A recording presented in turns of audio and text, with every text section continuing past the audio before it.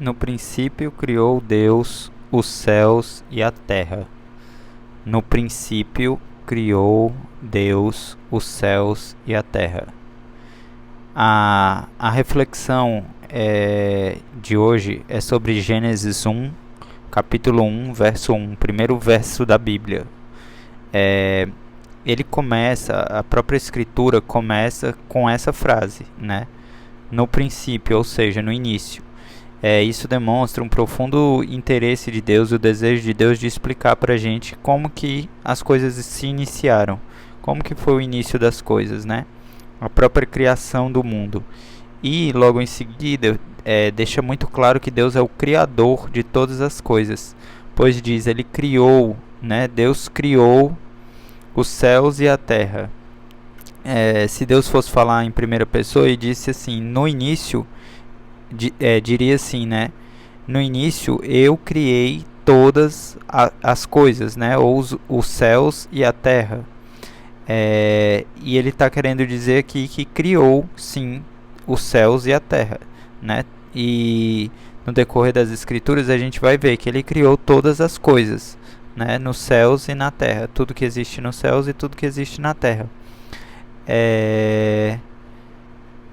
Esse ato de criar, ele também pode ser entendido de algumas formas. Por exemplo, criar pode ser eu fazer alguma coisa, né? Eu fabricar alguma coisa, né?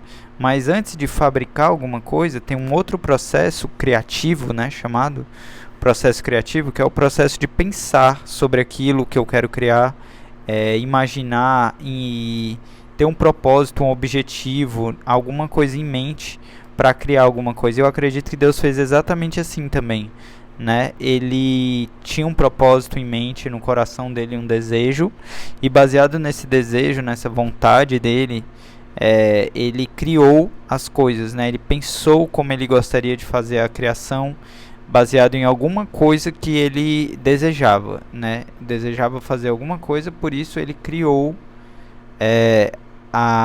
os céus e a terra.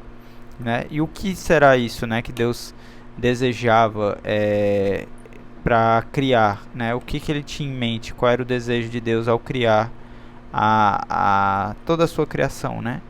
Isso aí é uma coisa que a gente tem que pensar e refletir, né, para entender também a nossa existência, quem nós somos, né? Por que nós estamos aqui? Porque tudo isso tem a ver com o fato de Deus ter criado todas as coisas, né? Por que ele criou, né? Qual era o objetivo dele? Tudo isso tem a ver com a gente, porque nós fazemos parte do plano de Deus, né? Do motivo de Deus ter criado todas as coisas. Existe um motivo para ele ter nos criado também, né?